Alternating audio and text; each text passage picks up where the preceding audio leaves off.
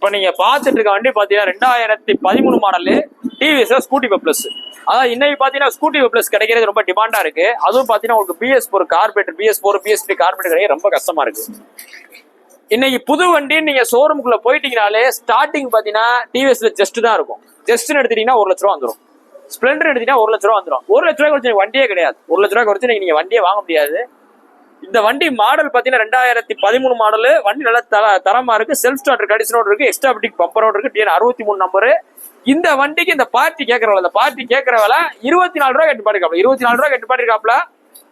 அதாவது ஒரு சில வண்டிகள் வண்டியோட குவாலிட்டி தகுந்த மாதிரி 1000 ரூபாய் 2000 ரூபாய் கூடலாம் குறையலாம்.